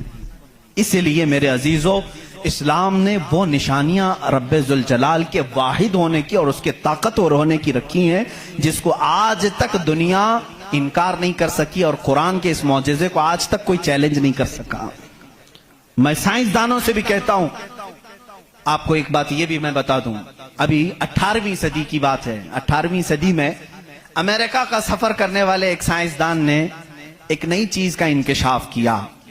اٹلانٹک اوشین میں یا سمندر کے ایک حصے میں ایک ایسی جگہ ہے جو بالکل ہی ڈارک ہے، ڈارک سپیس اس کو کہتے ہیں. یعنی وہاں روشنی بالکل نہیں، سورج کی ایک کرن بھی وہاں نہیں آتی، اتنی وہاں تاریکی ہے. یہ کب؟ 18ویں صدی میں، یعنی آج سے 200 سال پہلے کی بات ہے. اس نے انکشاف کیا، دنیا کو بتایا میں نے ایک ایسی جگہ دیکھی، بہت ہی ڈارک ہے، بہت اندھیرا ہے. وہ جب واپس آیا تو علماء ربانیین نے سورہ نور کی قرآنی آیتیں پڑھی. اللہ فرماتا ہے کہ اذا اخرج یدہ لم یکد یراہ ومن لم یجعل اللہ لہ نورا فما لہ من نور. اللہ فرماتا ہے ہم نے کائنات میں ایک ایسی جگہ رکھی ہے کہ اس پہ اندھیریوں پر اندھیریاں ہیں، اگر تم ہاتھ بھی نکالو گے تو ہاتھ بھی نظر نہیں آئے گا، ہاتھ بھی نظر نہیں آئے گا. یہ کہاں کا؟ یہ علم البحر جس کو کہتے ہیں، سمندروں کا علم رکھنے والا جو پوری زندگی سمندروں کی کھوج میں لگا دیا، وہ لا کر کے بتایا. اس نے سوچا میں بہت بڑا تیر مارا ہوں، لیکن جب بتایا قرآن پڑھنے والوں نے کہ یہ تو قرآن میں ہے، اللہ فرما رہا ہے ایک ڈارک سپیس ہے کائنات میں جہاں تم ہاتھ بھی نکالو گے تو نہیں نظر آئے گا، اتنا ڈارک ہے. وہ سٹپٹا گیا، پریشان ہوا، میں اس کی تحقیق کروں گا. یہ قرآن میں آئی کیسے بات؟ سب سے پہلا دنیا کا میں انکشاف کرنے والا ہوں، میں اس کو سب کو بتانے والا ہوں، پہلا فرسٹ آدمی میں ہوں. یہ پہلے سے کہاں سے آ گئی قرآن؟ پھر وہی دو باتیں میں بتاتا ہوں میرے عزیزو. اس کو بھی یہی جھٹکا لگا کہ یہ قرآن اس زمانے میں نازل ہوا جب سائنس کا وجود نہیں تھا، اور اس پر نازل ہوا جس کو دنیا میں کسی نے سکھایا نہیں تھا. بعد میں پھر اس نے یہ سوچا شاید ہو سکتا ہے پروفیٹ محمد صلی اللہ علیہ وسلم سمندروں کا سفر بہت کرتے ہوں گے، ان کے سمندروں کے سفر میں شاید کبھی یہ جگہ آ گئی ہوگی، اس لیے انہوں نے اپنے من سے قرآن میں یہ لکھ دیا ہوگا. اس نے یہ نتیجہ نکالا. لیکن دوسرے ہی دن اسے پھر بڑا جھٹکا یہ لگا کہ جب سیرت مصطفیٰ پڑھا اس نے، اللہ اکبر، حضور کی 63 سالہ زندگی میں آپ نے ایک مرتبہ بھی سمندر کا سفر کیا ہی نہیں. یہ بہت بڑا جھٹکا لگا کہ وہ محمد صلی اللہ علیہ وسلم کبھی پوری زندگی میں سمندر کا سفر کیے ہی نہیں. میرے عزیزو، اس بات میں غلط فہمی میں نہ آنا کہ وہ سمندروں کو نہیں جانتے تھے. وہ معراج کا سفر کرنے والا رسول سمندروں کو ضرور جانتا ہے، لیکن یہ حکمت الہی تھی کہ کبھی سمندر کے سفر کرنے کا اتفاق نہیں ہوا. اب اسے جھٹکے پر جھٹکا یہ لگا جو کبھی سمندر کو گیا ہی نہیں، وہ اگر اٹلانٹک اوشین میں موجود ڈارک سپیس کو بتاتا ہے تو ضرور وہ اپنے پیٹ سے نہیں بتا رہا ہے، وہی اس کو بتایا ہوگا جس نے ڈارک سپیس بنایا ہے۔ یہی اللہ رب العزت کے وحدانیت کی نشانیاں ہیں، اس کے وجود کی نشانیاں ہیں۔ قرآن پڑھو، اس میں بہت ساری چیزیں جنہوں نے یہ انکشاف کیا کہ کچھ سمندروں میں ایسے اللہ رب العزت نے بنایا ہے، وہ بھی آپ کو مل جائیں گے۔ دو سمندر ملتے ہیں اور دونوں کا رنگ الگ ہے، ایک سمندر نیلا ہے، ایک سمندر پیلا ہے، دونوں کا ٹیسٹ بھی الگ ہے، ادھر کا میٹھا ادھر کا کھارا نمکین ہے، لیکن وہ بہت دور تک ملتے ہوئے جاتے ہیں، لیکن اس کا پانی اس میں نہیں آتا، اس کا پانی اس میں نہیں آتا۔ کیوں نہیں آتا؟ اللہ فرماتا مرج البحرین یلتقیان، مرج البحرین یلتقیان بینہما برزخ لا یبغیان فبأی آلاء ربکما تکذبان۔ اس رب ذوالجلال نے فرمایا ہم نے دو سمندروں کو بہایا ہے، دیکھنے والوں کو ایسا لگتا ہے کہ یہ مل گئے ہیں، لیکن ہم نے اس میں نہ دکھنے والی ایک ایسی دیوار بنائی ہے کہ اس کا پانی اس میں نہیں ملتا، اس کا پانی اس میں نہیں ملتا۔ یہ بھی کون سے رسول کی زبان سے اللہ تعالیٰ بتا رہا ہے لوگوں کو جو رسول کبھی سمندر کا سفر کیا ہی نہیں؟ اس رسول کی زبان سے اللہ نے دو سمندروں کے ملنے کی بات کی۔ سائنسدانوں اب تو تمہیں ماننا ہی چاہیے کہ قرآن رسول کا اپنا بیان کیا ہوا کلام نہیں ہے، اسی کا یہ کلام ہے جس نے سمندروں کو اس طرح پیدا کیا۔ کائنات میں بہت ساری چیزیں ہیں میرے عزیزو، قرآن اللہ رب العزت کا یہ کلام اتنی ہی نہیں، یہ تو بڑی بڑی نشانیاں میں نے کہا، اگر اس کی معرفت اس کی کھوج میں لگ جاؤ گے تو زندگی تمام ہو جائے گی۔ میں تو کہتا ہوں اللہ نے ایک بات یہ بھی فرمائی ہے تمہارے لیے، وَفِي أَنفُسِكُمْ أَفَلَا تُبْصِرُونَ۔ اللہ فرما رہا ہے تم ادھر ادھر نشانیاں ڈھونڈ رہے ہو، ہم نے تمہاری ذات میں اپنی نشانیاں رکھی ہیں، تم نہیں دیکھتے؟ تمہاری ذات میں ہماری نشانیاں ہیں، تم نہیں دیکھتے؟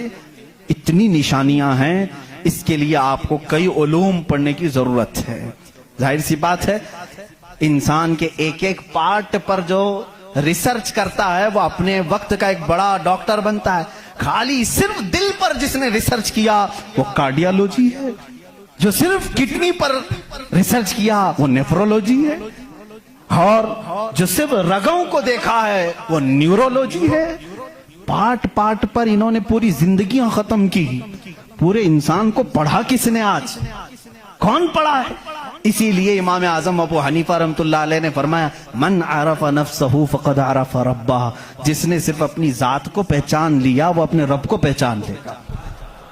تمہارے جسم میں جس طرح کی چیزیں اللہ نے بنائی، ڈاکٹر سے جا کر کے پوچھو کہ ہمارے جسم کے اندر کا جو نظام ہے، ایک بار جو نس کٹ گئی 1000 ڈاکٹر مل کر کے وہ نس نہیں قائم کر پاتے۔ یہ رگوں کا سلسلہ ایسا ہے، اور فرمایا گیا بلکہ تحقیقات بتاتی ہیں ہمارے جسم کے اندر موجود یہ نسوں کو رگوں کو نکال کر کے اگر بچھا دیا جائے کئی 1000 کلومیٹر لمبی ہو جائیں گی، کئی 1000 کلومیٹر لمبی ہو جائیں گی۔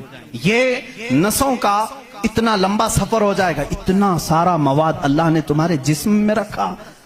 اور رب تعالیٰ یہ فرماتا ہے، مفاہیم آیات میں بیان کر رہا ہوں، کبھی آپ نے سوچا ہم نے زبان سے جو جو چیزیں کھائی، اللہ اکبر، میں ایک بڑے محقق کے حوالے سے کہتا ہوں، روٹی کو انہوں نے کہا تمہاری روٹی تمہارے کھانے اللہ کی نشانیاں ہیں۔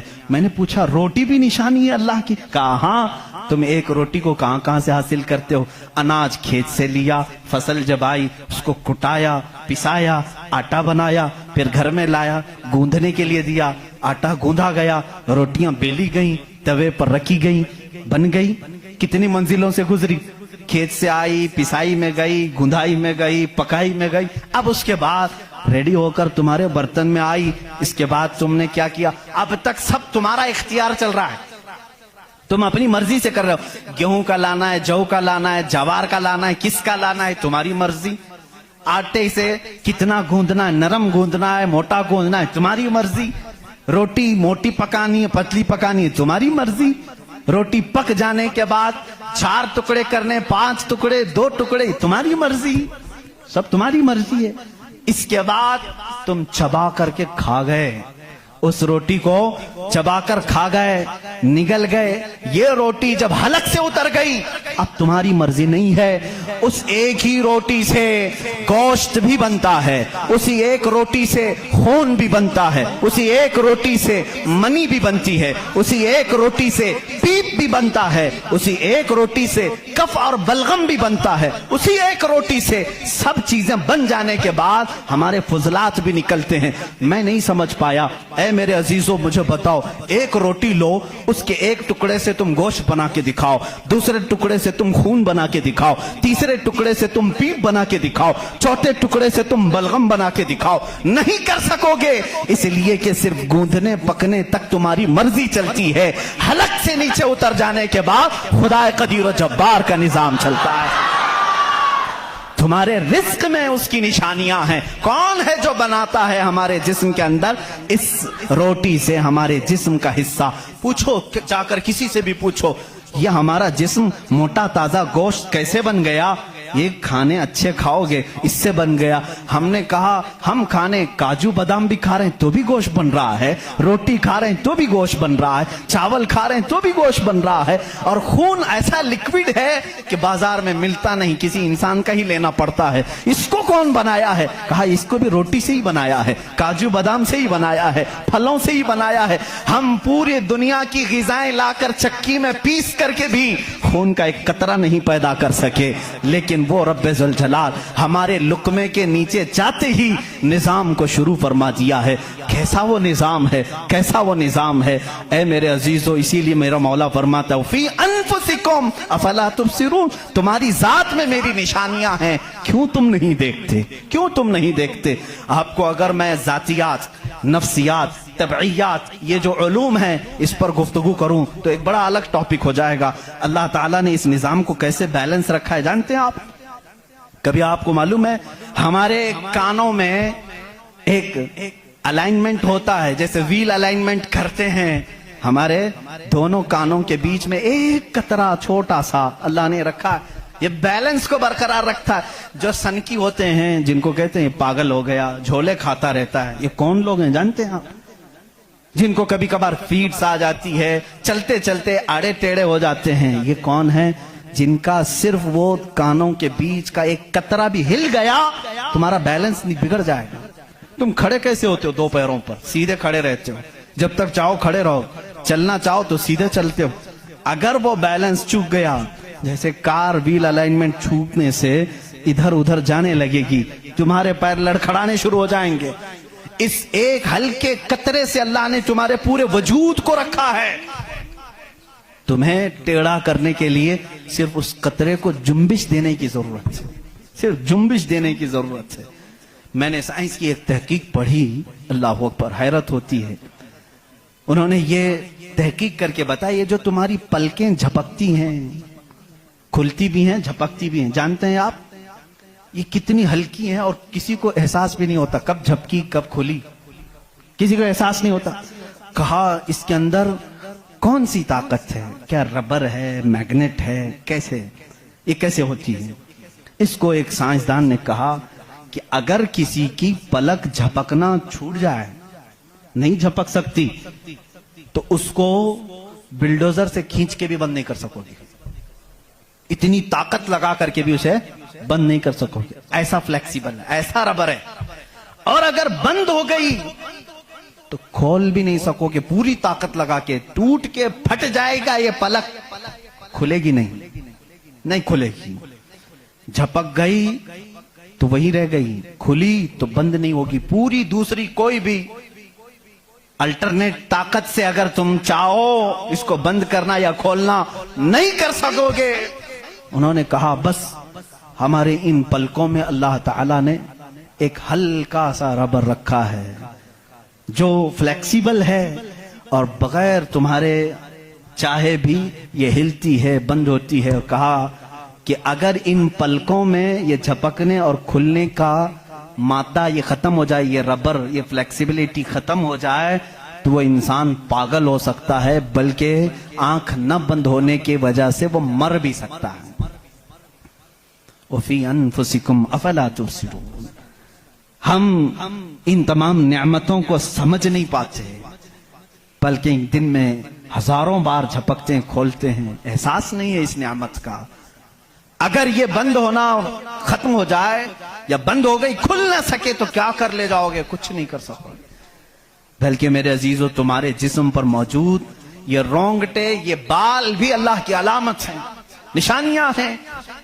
جانتے ہو بال سب ایک ہی طرح کے ہیں، لیکن ابھی 2 ہی دن قبل میں پڑھ رہا تھا، ذہن کیا ہے جاتا نہیں ان چیزوں کی طرف کیونکہ معمول پہ چل رہے ہوتے ہیں۔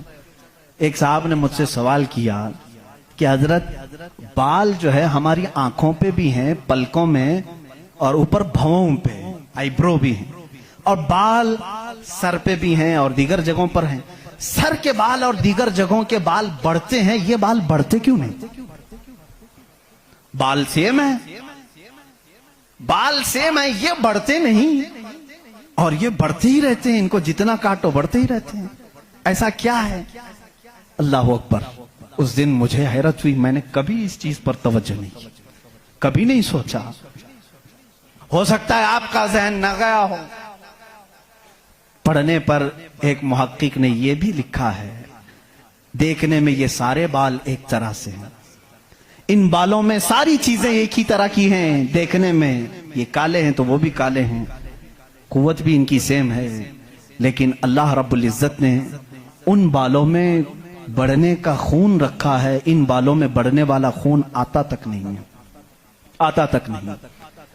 عزیزان گرامی، اس کی یہ نشانیاں ہیں بہت ساری، اس کی تحقیقات پھر کسی موقع پر میں عرض کروں۔ اور پیٹ کے اندر موجود چیزیں جو اپنا نظام خود بخود چلا رہی ہیں، نہیں چلا سکو گے، نہیں چلا سکو گے۔ دل جتنی مرتبہ یہ دھڑکتا ہے، اس کے اندر جو پریشر ہے، کہا گیا ہے یہ جو خون کو دبا کر کے جسم میں پھیلاتا ہے، اس کے متعلق سائنس یہ کہتا ہے اتنا پریشر ہے کہ دنیا میں کسی فوارے پہ، کسی فاؤنٹین میں اتنا پریشر نہیں ہوگا جتنا دل میں پریشر ہے، اور یہ اتنی تیزی سے ایک بار پمپ کرتا ہے کہ خون پورے جسم میں ناخن تک آ جاتا ہے۔ ایک بار کے پمپ پر ایک بار اس طرح دل نے دبایا خون کو بار تو خون ناخن تک پہنچتا ہے، اتنا پریشر اس کے اندر ہے۔ امریکہ کی ایک لیبارٹری میں ایک پاکستانی عالم دین گئے تھے، کارڈیالوجی تھے وہ ڈاکٹر، وہ ایک عالم کو لے کر کے گئے، اور کارڈیالوجی نہیں، ریڈیالوجی بھی غالباً کچھ ہے جس میں آوازیں سننے کا آلہ ہوتا ہے، ایک مشین ہوتی ہے جسم کے اندر حرکت کرنے والی ہر آواز کو اس میں سنا جا سکتا ہے۔ پلک آپ جھپکتے ہیں، آپ سانس لیتے ہیں تو اس کی آواز کیسی ہوتی ہے۔ تو انہوں نے کہا آج چلیے لیبارٹری میں آپ کو بتاتا ہوں کہ دل کی آواز، ہم تو یہاں ہاتھ رکھتے ہیں تو دھک دھک دھک کی آواز آتی ہے۔ تو انہوں نے کہا ہم آپ کو اس سے سناتے ہیں، ایئر فون لگائے گئے، بڑی بڑی مشینیں تھی، ہلکی سی بھی وہاں پر ہوا بھی آتی تو اس کی زور آواز آتی ہے۔ وہ ایک لیب ہے، یہ عالم دین کہتے ہیں میں نے سنا دل کی آواز۔ میں نے پوچھا اس ڈاکٹر سے کہ آپ کے ہاں ہر آواز کا نام لکھا گیا ہے، دل جو آواز کرتا ہے اس کا کیا نام ہے آپ کے یہاں؟ کہتے ہیں دل جو ہے لپ لپ لپ لپ یہ آواز کرتا ہے، سائنس میں یہ لکھا گیا ہے۔ وہ مسکرا ہے، کہا تھوڑی سی خطا ہو گئی، بلکہ دل کہتا ہے رب رب رب رب۔ ہر انسان کا دل جو دھڑکنے کی آواز آتی ہے مشینوں سے انہوں نے خود سنا۔ ہاں ہو سکتا ہے کچھ توتلے لوگ ہوتے ہیں را کو لا کہہ جاتے ہیں، ہو سکتا ہے تمہیں لپ لپ لپ سنائی دیا ہو، مگر میرا ایمان یہ کہتا ہے ہر دل رب رب رب ہی کہتا ہے۔ جو اس کو دھڑکن دیا ہے اگر وہ دل اسے یاد نہ کرے، عزیزان گرامی کائنات کی بہت ساری چیزیں اس کی نشانیاں ہیں، سمندروں میں اس کی نشانیاں ہیں۔ آپ کو معلوم ہے سمندروں کا علم البحر جن کو معلوم ہے، جو غوطے لگاتے ہیں وہ کہتے ہیں زمین پر جتنی مخلوقات ہے اس کے 10 گنا زیادہ مخلوقات سمندروں میں موجود ہیں۔ سمندروں میں یہاں جتنے کیڑے دیکھ رہے ہو، کتنے مکوڑے دیکھ رہے ہو، یہاں جتنے قسم کی مخلوقات آپ دیکھ رہے ہیں اس کے 10 گنا زیادہ مخلوقات سمندروں کے اندر ہے۔ کون ہے جو ان کے رزق کا انتظام کرتا ہے؟ کون ہے ان کی پرورش پر؟ سمندروں کا علم الگ ہے۔ کہتے ہیں ہم اندر جاتے ہیں تو اس کے اندر اتنی چیزیں کہ ہر بار نئی چیزیں دکھتی ہیں. اور انہوں نے کہا کہ کئی لاکھ قسم کی مچھلیاں گن لی گئیں، لیکن ہر بار غوطہ لگاتے ہیں تو پھر نئے رنگ کی مچھلی نظر آتی ہے.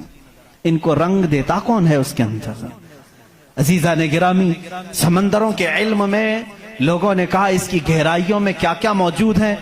کچھ باتیں تو عقل تسلیم کرتی ہیں، جیسے آپ کو میں نے کہا سمندر میں مچھلیاں ہیں، اندر پیڑ پودے بھی ہیں، آپ سب تسلیم کریں گے ہوتے ہوں گے. مخلوقات ہیں، ہاں ہوتے ہوں گے، سب ہوتے ہوں گے.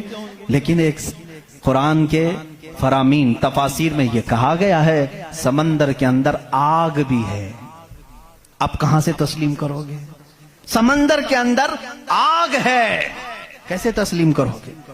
ظاہر سی بات ہے تم انکار کرو گے. پانی اور آگ ہو ہی نہیں سکتا، اور وہ بھی پانی ہلکا پھلکا پانی نہیں، سمندر کا جوشیلا پانی. اور یہاں پر اسلام میں یہ باتیں کہی گئی ہیں کہ سمندر کے اندر آگ ہے. لیکن یہ دنیا کو اس وقت نظر آ گیا جب سونامی آئی تھی.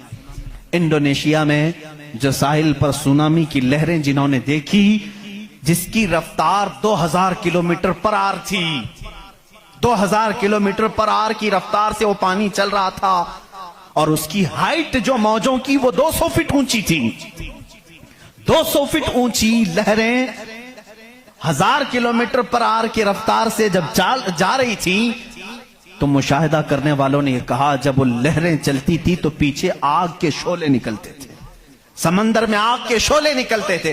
آج سائنس اس بات کو تسلیم کر چکا ہے سمندر میں کئی ایسے پہاڑ ہیں جو آتش فشاں ہیں، جن کو وولکینو کہا جاتا ہے. آگ اگلنے والے پہاڑ ہیں، آگ اگلنے والے پہاڑ ہیں.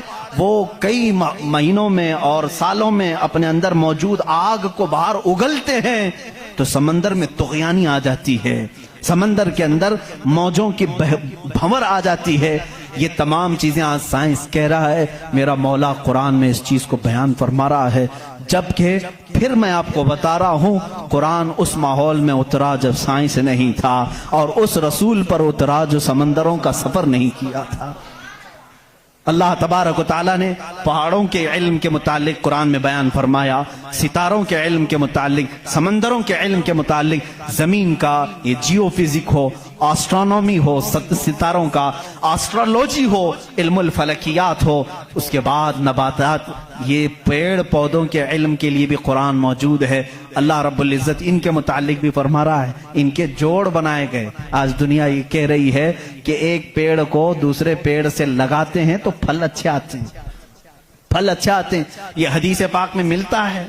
مدینہ طیبہ میں کلمی کرتے تھے صحابہ اس وقت کھجوروں کی.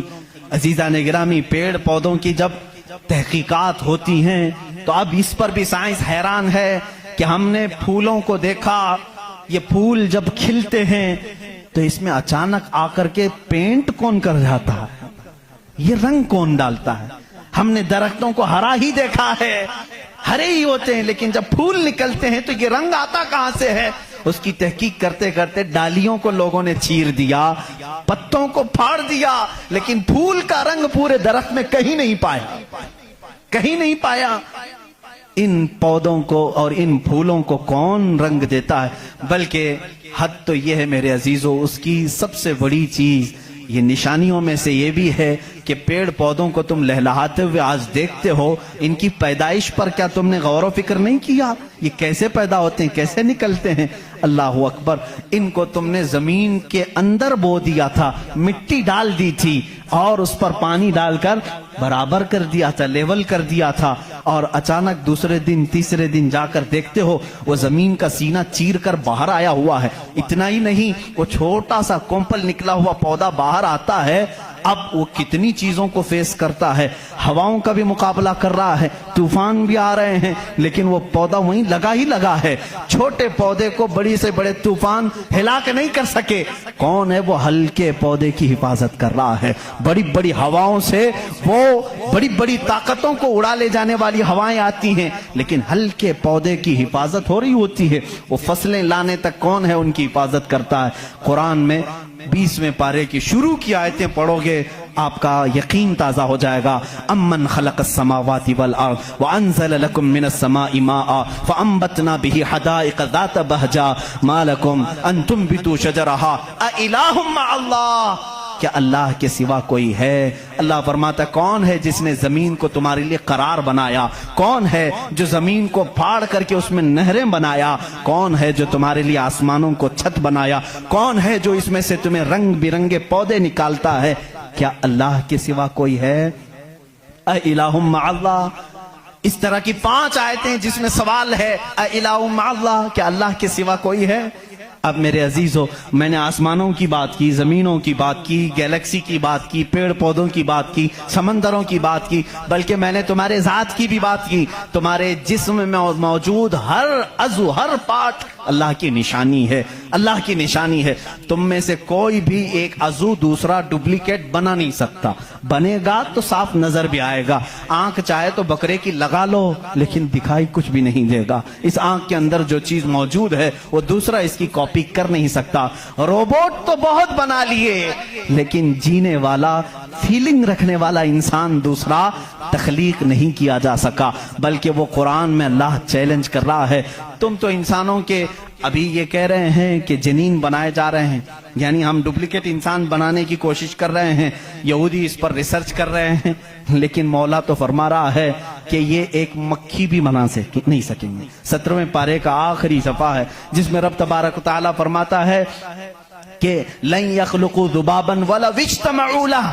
یہ سارے کے سارے مل کر کے ایک مکھی نہیں بنا سکیں گے. ضعف الطالب والمطلوب. یہ کتنے ہی کمزور قسم کے لوگ ہیں جو دوسری تخلیق کی بات کر رہے ہیں. اسی لیے میرے عزیزو، جب کوئی بنا نہیں سکتا، اسی لیے اسلام نے کہا اپنے ہاتھوں سے بھی کوئی جسم نہ بناؤ، اس لیے کہ تم خدا بننے کی کوشش کر رہے ہو. بنانا کسی کے جسم کو صرف کام ہے، اللہ کا کام ہے. اپنے ہاتھوں سے کوئی چیز تعمیر، یعنی شکل و صورت والی کوئی بھی چیز نہ بناؤ جو اللہ کی تخلیق ہے. ایسی چیزیں جس میں جان ہے، جو چلتی پھرتی ہیں، ان چیزوں کو بنانے کے لیے منع اسلام نے اسی لیے کیا کہ تم قدرت کی تشبیہ چاہتے ہو، اللہ رب العزت کی برابری کرنا چاہتے ہو. تم سے یہ ممکن بھی نہیں ہو سکے گا. دیکھتے ہو آج ہمارے ہاں ناٹک ہے، ہمارے ہاں لوگوں کا انت وشواس ہم دیکھ رہے ہیں. بے وقوفی کی حد ہو گئی، حد ہو گئی آج بھی کہ لوگ اپنے ہاتھوں سے جس کو بنائے. میں آپ کو بناؤں، خدا کون ہے؟ تمہارا یقین کیا ہونا چاہیے اور دنیا کیا چاہتی ہے؟ میں سب کو کھلے عام میسج دے رہا ہوں، سب کے لیے. کچھ لوگ یہ سمجھتے ہیں ہم کو خدا بنانا پڑے گا، پیسے لانا پڑے گا. بنا نہیں سکتے تو مارکیٹ میں جانا پڑے گا، لال پیلا کالا نیلا خدا خرید کر کے لانا پڑے گا. اور اس کے ہاتھ بھی ہوں گے، 4 ہوں گے کہ 5 ہوں گے کہ 6 ہوں گے، ایسے ہاتھوں والا ہم کو لانا پڑے گا. کیسے؟ ارے وہ خدا چل کے بھی نہیں آئے گا، اس کو اٹھا کر کے لانا پڑے گا. بیٹھے گا خود نہیں، بٹھانا پڑے گا. سوئے گا خود نہیں، سلانا پڑے گا. اور اٹھے گا بھی خود نہیں، اٹھانا پڑے گا. اور اسے وہ ڈوبے گا بھی خود نہیں، ڈبانا پڑے گا. ٹوٹے گا بھی خود نہیں، توڑنا پڑے گا. کھائے گا کچھ نہیں، اسے زبردستی کھلانا پڑے گا. لوگوں کو دکھانے کے لیے. لوگوں نے اگر اپنے دماغ سے اس کو خدا سمجھا ہے تو میں کہتا ہوں مسلمان کا عقیدہ یہ ہے، میں مجبور ہوں، میں اگر نہیں سو سکتا تو وہ سلاتا ہے، میں اگر اٹھ نہیں سکتا تو وہ اٹھاتا ہے. میں خدا کو اٹھاتا نہیں، میں خدا کو بٹھاتا نہیں، بلکہ میرا عقیدہ یہ ہے خدا مجھے بٹھاتا ہے، خدا مجھے چلاتا ہے، خدا مجھے سلاتا ہے، خدا مجھے کھلاتا ہے، خدا مجھے پلاتا ہے. جب مجھے بھوک لگے تو وہ کھلاتا ہے، جب میں ننگا ہوں تو وہ پہناتا ہے، جب میری جان چلی جائے تو وہ میرا حساب کرتا ہے. ہم اس خدا کی تسلیم، اس خدا کا عقیدہ رکھتے ہیں کہ ہم محتاج ہیں، وہ مالک و مختار ہے. عقیدہ یہ ہو، عقیدہ یہ ہو اپنے ہاتھوں سے بنائی ہوئی چیز کو. ارے تمہیں تو فخر کرنا چاہیے. اے آج تو خدا بنا بیٹھا ہے، اس کو فخر سے دیکھو، کہو ارے تو کیا خدا ہے، میں ہی تو بنایا ہوں تجھے. کبھی بنانے والا یہ کہہ سکتا ہے نا، اور کوئی آ کر کے سارے لوگ عبادت کر رہے ہوں، کوئی آ کر کے سامنے کہہ دیا سارے بھکتوں کے پاس کہ تم اس کو خدا کہہ رہے ہو، میں تو لاتوں سے گوندھ کے بنایا تھا اس کو، میں تو اپنے ہاتھوں سے اس کو بنایا، تو عزت کیا رہے گی؟ اسی لیے آپ نے دیکھا اسلام کا عقیدہ وحدانیت یہ ہے، عقیدہ خدا یہ ہے کہ ہم نے آج تک کروڑوں مسجدیں ہیں، کبھی ہم نے خدا کی جسم تو دور کی بات ہے، کوئی شکل اور تصویر بھی مسجدوں میں نہیں رکھی۔ کیوں؟ اس لیے کہ اگر تصویر لگے گی کہیں خدا کی تو ہم اس کو خدا تسلیم ہی نہیں کرتے، کیونکہ خدا وہ ہے جو کسی کی آنکھ میں آ نہیں سکتا، اور اگر کسی کی آنکھ میں آ گیا تو وہ خدا ہو نہیں سکتا۔ جو آنکھ میں آ گیا وہ خدا ہو نہیں سکتا۔ صرف اور صرف دنیا میں اسلام وہ ہے جو بغیر دیکھے اس کی بارگاہ میں جھک جاتا ہے، دنیا سامنے دیکھ کر کے جھکتی ہے اور مومن بغیر دیکھے اس کے سامنے جھکتا ہے۔ یہی تمہاری سب سے بڑی صفت ہے ایمان والو، جو قرآن کہتا ہے یؤمنون بالغیب، یہ وہ بندے ہیں جو غیب پر ایمان لاتے ہیں۔ اب یہاں آخری بات میں کرنے آتا ہوں، میرا وقت طویل ہو گیا۔ اے مولا تیری نشانیاں بہت ہیں، آسمان تو نے بنایا، زمین تو نے بنایا، ستارے تیرے ہیں، سمندروں کا علم تو نے انسانوں کو دیا، سب کچھ تو نے بنایا، لیکن میرا عقیدہ، میرا وجدان یہ کہتا ہے ایک کائنات میں سب سے بڑی اگر کوئی نشانی ہے تو وہ محمد رسول اللہ کی ذات ہے۔ پھر بھی اسی لیے کہا مکہ کے وہ کفار پوری کائنات کے سب سے بڑے کافر ہیں کہ اللہ کی سب سے بڑی نشانی کو دیکھ کر کے بھی ایمان نہیں لا سکے، اس لیے کہ وہ رسول ہی بذات خود اللہ کی ایک ایسی نشانی ہے، چہرہ والضحیٰ ہے، زلفیں واللیل ہے، اور دست مبارکہ اور گلے کا نرم و نازک انداز یہ ہے کہ انسان دیکھ کر کے حیرت میں رہ جاتا تھا۔ مصطفیٰ کریم صلی اللہ علیہ وسلم کی ذات پر جب میں گفتگو کروں گا انشاءاللہ یہ بتاؤں گا میرے عزیزوں کہ کائنات میں سب سے بڑی نشانی میرے نبی کی ذات ہے، میرے آقا کی ذات ہے، اور یہ بھی آپ کو تسلیم کرنا پڑے گا آج ہم جو جھک رہے ہیں مسجدوں میں بغیر خدا کو دیکھے ہوئے، کس نے بتایا کہ خدا ہے؟ اگر وہ محمد نہ ہوتے تو ہم کو خدا کا ادراک بھی نہ ہوتا۔ اسی لیے ہم کہتے ہیں میں مانتا ہوں اے عقل والو میرا محمد خدا نہیں ہے، مگر دلوں میں یہ نقش کر لو کہ وہ خدا سے جدا نہیں ہے۔ وآخر دعوانا ان الحمد